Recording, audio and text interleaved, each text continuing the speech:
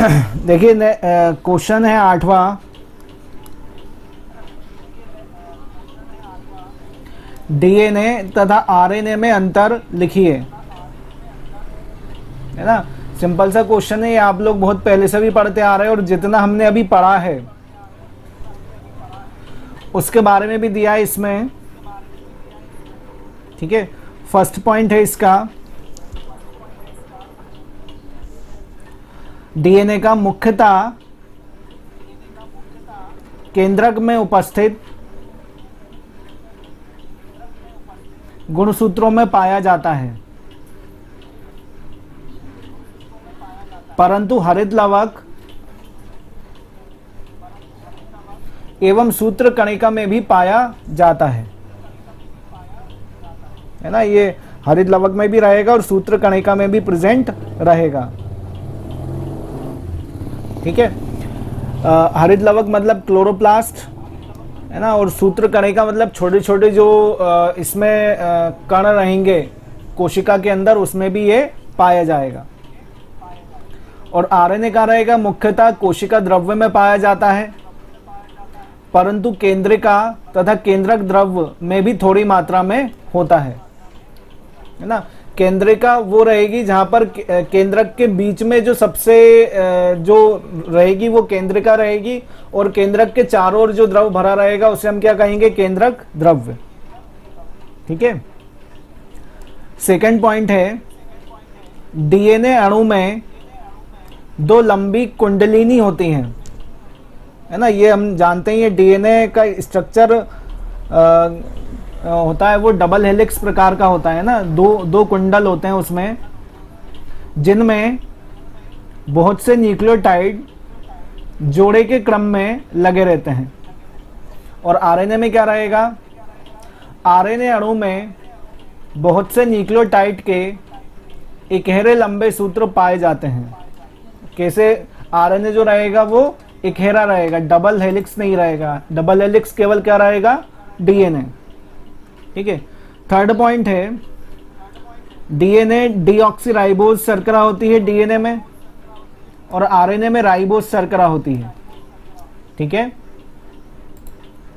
इसके बाद fourth point है, डीएनए में दो नाइट्रोजन क्षार पाए जाते हैं, प्यूरिन और पिरिमिडिन। प्यूरिन में एडेनिन और ग्वानिन रहेगा, और पिरिमिडिन में साइटोसिन और थाइमिन रहेगा। जबकि आरएनए में प्यूरिन और पिरिमिडिन ही रहेंगे, लेकिन यहाँ पे प्यूरिन में एडेनिन और यूरेसिल रहेगा। ठीक है, और पिरिमिडिन में साइटोसिन, गलत कर दिया इन लोगों ने ना। ठीक है, यहाँ पर क्या रहेगा, थाइमिन, सॉरी ग्वानिन। ठीक है ना, एडेनिन ग्वानिन साइटोसिन यूरेसिल। देखिए प्यूरिन में आप एडेनिन थाइमिन या यूरेसिल साइटोसिन ग्वानिन, ठीक है ना। तो ये प्रेजेंट रहेगा, मतलब क्या रहेगा, आप यहाँ पे चाहें तो आरएनए में क्या लिख सकते हैं कि डीएनए में एडेनिन ग्वानिन साइटोसिन थाइमिन होते हैं, जबकि आरएनए में थाइमिन के स्थान पर यूरेसिल होता है। फिफ्थ पॉइंट है, प्यूरिन्स तथा पिरिमिडिन्स समानुपात में होते हैं, है ना, जितने प्यूरिन रहेंगे उतने ही पिरिमिडिन रहेंगे, जबकि आरएनए में ऐसा नहीं होता। फिर सिक्स पॉइंट, आनुवांशिक पदार्थ होता है ये क्या, डीएनए,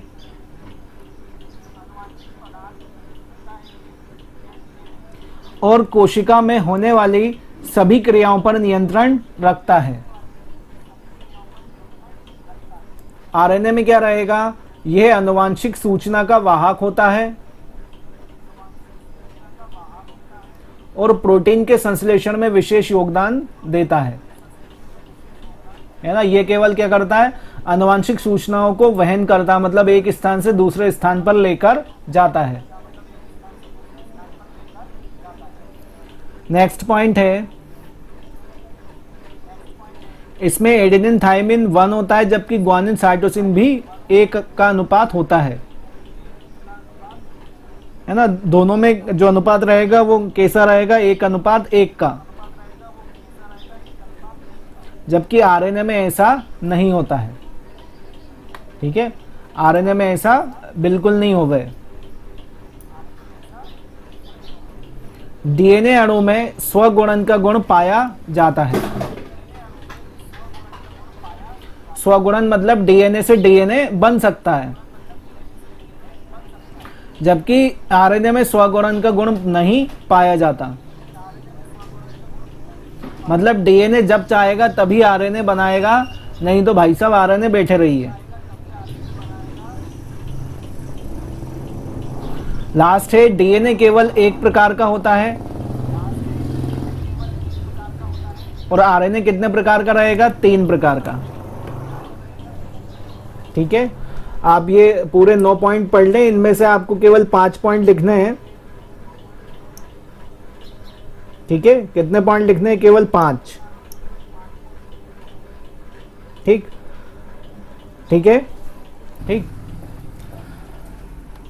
क्वेश्चन है, आनुवांशिक कोड क्या है, इसके गुण लिखिए, है ना। आनुवांशिक कोड बताना है। देखो, आनुवांशिक कोड क्या रहेगा, हम इसको एक वो इकाई बोल सकते हैं जो प्रोटीन संश्लेषण में सहायता करेगी, है ना, उसे हम क्या कहेंगे, आनुवांशिक कोड। ठीक है, अब इसके बारे में किन्ने बात करी थी, तो ये 3 साइंटिस्ट हैं, 4, है ना। यहां से लिखना है आपको इसके बारे में, निरेनबर्ग, खुराना, मैथेई तथा हॉली के प्रयोगों से पता चला कि एक अमीनो अम्ल के संदेशवाहक के रूप में 3 नाइट्रोजनी क्षारकों का समूह या त्रिक होता है ना। इस त्रिक या ट्रिपलेट को कोडॉन कहते हैं, है ना। ये हमेशा कितनी संख्या में रहेंगे, 3 की संख्या में। कितनी संख्या में, 3 की संख्या में रहेंगे। ये कितने साइंटिस्ट ने बताया, 4 साइंटिस्ट ने, है ना। 12-13 साइंटिस्ट तो अभी मेरे साथ ही पढ़ रहे हैं।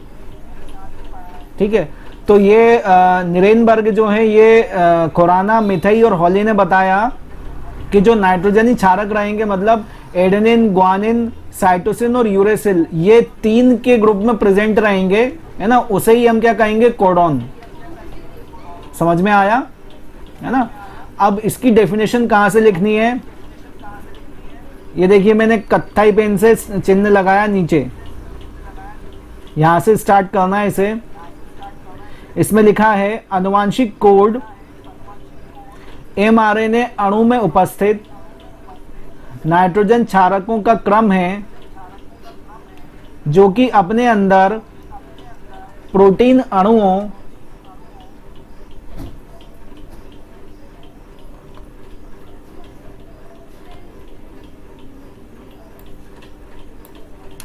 के संश्लेषण के दौरान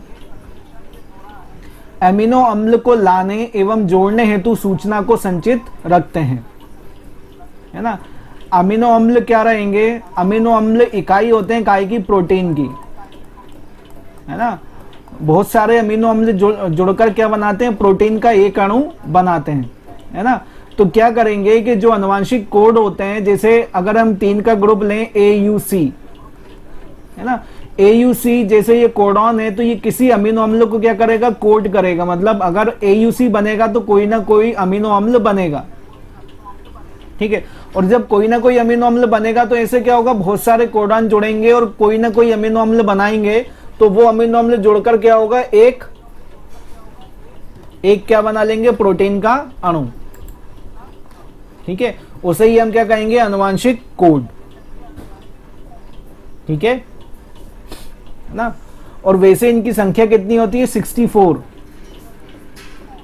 कितनी संख्या होती है, 64 क्या रहेंगे, कोडॉन रहेंगे केवल।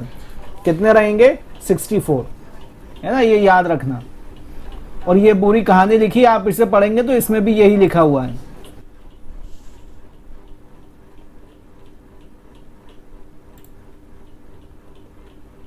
देखो ये क्या होते हैं, कोडॉन होते हैं, ठीक है।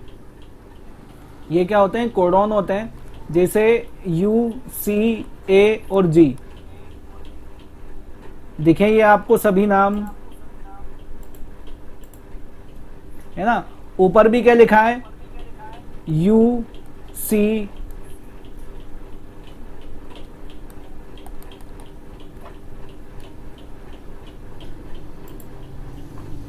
ऊपर भी क्या लिखा है इसमें, देखो UCAG, है ना। ऊपर भी क्या लिखा है इसमें, UCAG, ठीक है ना। ये क्या रहेंगे, कोडॉन रहेंगे। यू मतलब क्या रहेगा, यूरेसिल। सी मतलब साइटोसिन। ए मतलब क्या रहेगा, एडेनिन। और जी मतलब क्या रहेगा, ग्वानिन, ठीक है। ये क्या रहेंगे, 4 तरह के कोडॉन रहेंगे। और ये कब यूज होंगे, जब आरएनए से प्रोटीन बन रहा होगा। कब यूज होंगे, ध्यान से देखना, मैं क्या लिख रहा हूं, आरएनए से क्या बनेगा, प्रोटीन बनेगा। और प्रोटीन कब बनता है, प्रोटीन जब बनता है जब ये अमीनो अम्ल, देखो ये वाला बना कैसे, ट्रिपल यू, देखो एक ये वाला यू आया, एक ये आया और एक ये आया। समझ में आ गया, जहां जहां मैंने 1 लिखा है वहां उन तीनों को ले लिया तो क्या हो गया, ट्रिपल यू हो गया। समझ में आया, है ना। फिर UCU, ठीक है। UCU में देखो यही 1 लिया, फिर ये वाला 2 ले लिया और ये वाला C ले लिया, सॉरी यही वाला 1 ले लिया, इसी 1 वाला ही चलेगा, है ना। तो ये हो गया UCU। बनाना आ गया सभी को, ये बना कैसे,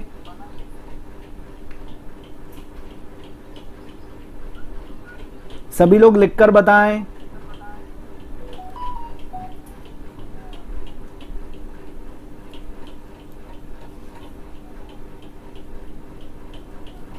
ना, तो ये क्या रहते हैं, ये ही होते हैं क्या, कोडॉन। क्या होते हैं ये, कोडॉन।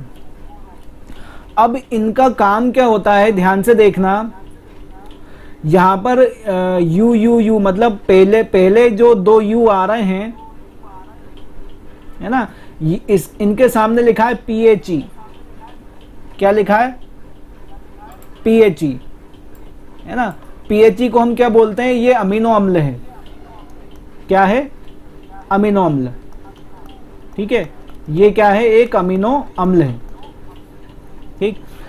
ये अमीनो अम्ल क्या रहेंगे, बहुत सारे अमीनो अम्ल जुड़ के क्या बनाते हैं, प्रोटीन की एक इकाई बनाते हैं, मतलब एक प्रोटीन का एक अणु बनाते हैं, है ना। ऐसे ही क्या रहेंगे, पूरे अमीनो अम्ल जुड़े रहेंगे इसमें, है ना। पूरे अमीनो अम्ल क्या रहेंगे, इसमें जुड़े हुए रहेंगे, ठीक है। आप लोगों को इतना समझ में आ गया, ये बना कैसे।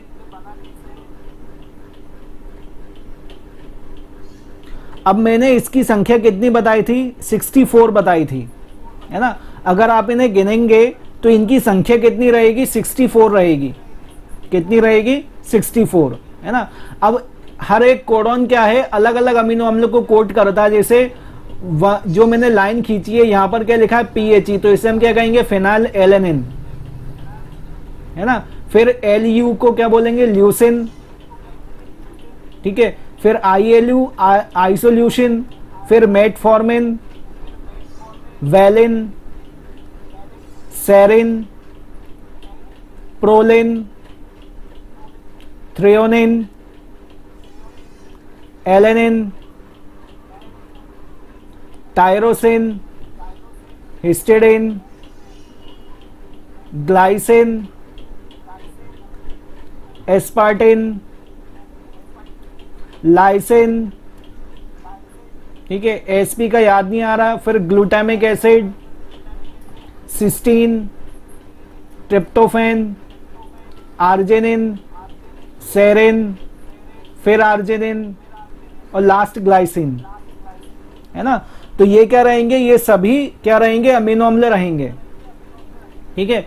अब क्या रहता है कि जब 21 अमीनो अम्ल और 30 अमीनो अम्ल, इन दोनों की जब चेन बन जाती है तो ये दोनों मिलकर कितने अमीनो अम्ल हो जाते हैं? 51।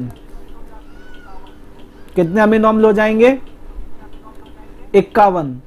और जब ये 51 अमीनो अम्ल हो जाते हैं तब क्या होता है? प्रोटीन का एक अणु बन जाता है। तब क्या होता है? प्रोटीन का एक अणु बन जाता है ना। और ये हमेशा कितनी संख्या में रहेंगे? 3 की संख्या में ही रहेंगे। और जो कोडॉन जिस अमीनो अम्ल को कोड करेगा हमेशा उसी को ही कोड करेगा, उसमें चेंज नहीं होगा, है ना। जितने मैंने अमीनो अम्ल बताए हैं इनके सामने कोडॉन लिखे हुए हैं, है ना। जैसे थ्रियोनिन है, जैसे मैंने 4 नंबर लिखा है यहाँ पे थ्रियोनिन, तो थ्रियोनिन में कौन कौन से आएंगे कोडॉन? ACU,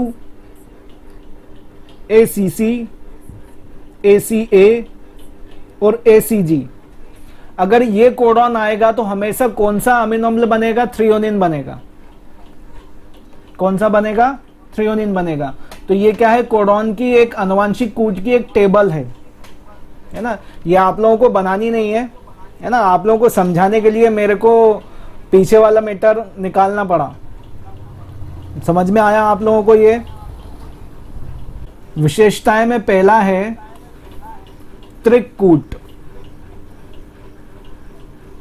विशेषताओं में पहला क्या है? त्रिकूट। त्रिकूट मतलब ये क्या रहेंगे? 3 की संख्या में प्रेजेंट रहेंगे,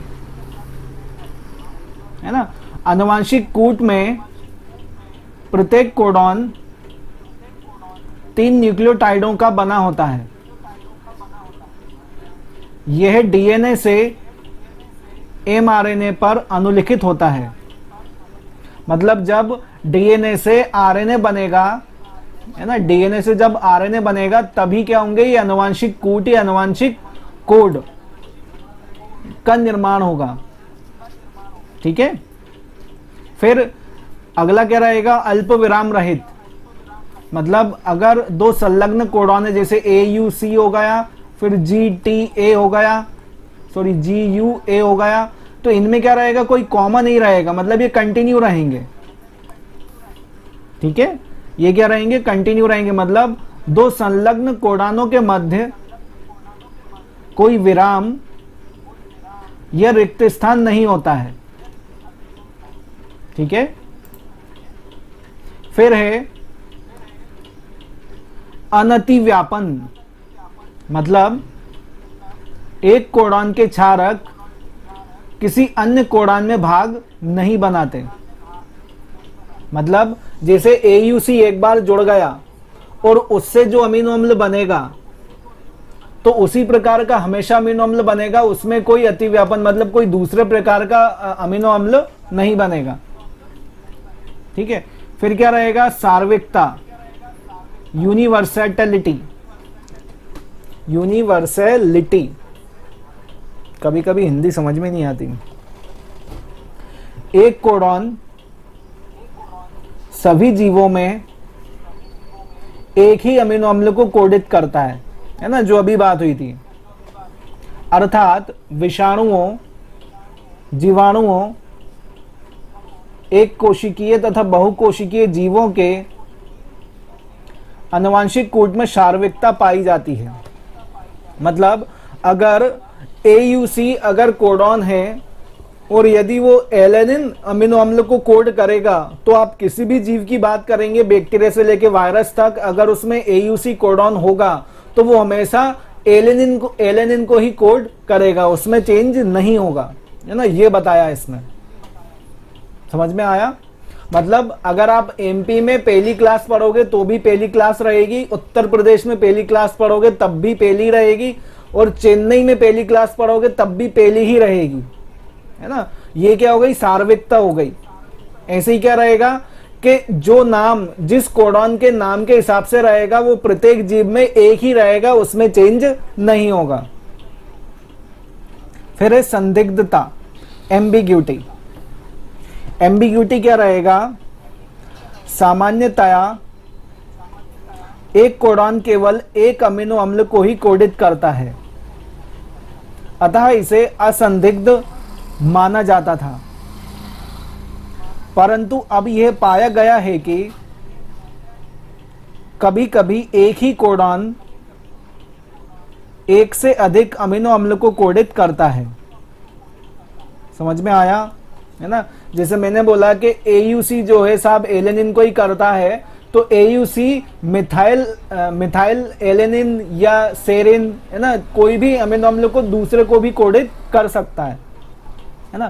पहले ये था कि एक अगर है AUC तो वो केवल एलेनिन को करेगा, लेकिन अब धीरे धीरे जैसे रिसर्च बढ़ रही है तो क्या हो रहा है कि ये भी मालूम चल रहा है कि AUC एक से ज्यादा अमीनो अम्ल को भी कोड कर सकता है। ठीक है, फिर है अपकर्षिता। इसमें क्या रहेगा, केवल 2 अमीनो अम्लों, कौन कौन से, मिथायोनिन तथा ट्रिप्टोफेन को छोड़कर अन्य सभी अमीनो अम्लों को एक से अधिक कोडॉन कोडित करते हैं। यह विशेषताया जीवों को हानिकारक उत्परिवर्तनों से बचाती है। मतलब 2 अमीनो अम्ल कौन कौन से, मिथायोनिन और ट्रिप्टोफेन केवल एक ही कोडॉन को कोड करेंगे है ना केवल, लेकिन कुछ क्या करेंगे, वो एक से अधिक कोडॉन को कोड करेंगे ना। आनुवांशिक कूट अपकार्षिता सामान्यतः कोडॉन के 3 सिरे से तीसरे नाइट्रोजनी क्षारक के स्थान पर, ये आपको वर्ड अगले क्वेश्चन में, उसके अगले क्वेश्चन में समझ में आ जाएगा कि 3 सिरे से क्या स्टार्ट होगा। ठीक है, फिर है लास्ट, आरंभन एवं समापन कोडॉन। देखो, डीएनए से आरएनए बनने के लिए आरंभन कोडॉन चाहिए, और जब आरएनए बन जाएगा तो उस चेन को तोड़ने के लिए समापन कोडॉन भी चाहिए। समझ में आया? कोई प्रोसेस स्टार्ट होगी उसको स्टार्ट करवाने वाला चाहिए, और कोई प्रोसेस, वही प्रोसेस बंद होगी तो उसको बंद करवाने वाला भी चाहिए, है ना। तो यहां पर दोनों व्यवस्थाएं हैं। अधिकतर सिस्ट्रॉन्स में कोडॉन AUG, कौन सा, AUG पॉलीपेप्टाइड संश्लेषण का के प्रारंभन का कार्य करता है ना। मतलब जो भी प्रोसेस स्टार्ट होगी वो कहां से स्टार्ट होगी, AUG से। अतः इसे आरंभन कोडॉन कहते हैं। यह कोडॉन मिथायोनिन अमीनो अम्ल को कोडित करता है, जबकि कोडॉन UAA, जिसे क्या कहते हैं, ओक्रे, UAG को क्या कहेंगे, एम्बर, और UGA को क्या कहेंगे, ओपल, किसी भी अमीनो अम्ल को कोडित नहीं करते, अपितु पॉलीपेप्टाइड संश्लेषण का समापन करते हैं। मतलब ये क्या करते हैं, आरएनए या प्रोटीन संश्लेषण को रोक देते हैं, अतः इन्हें समापन कोडॉन कहते हैं। पूर्व में इन्हें निरर्थक कोडॉन कहा जाता था। निरर्थक मतलब नॉनसेंस। क्या कहा जाता था, नॉनसेंस। ठीक है।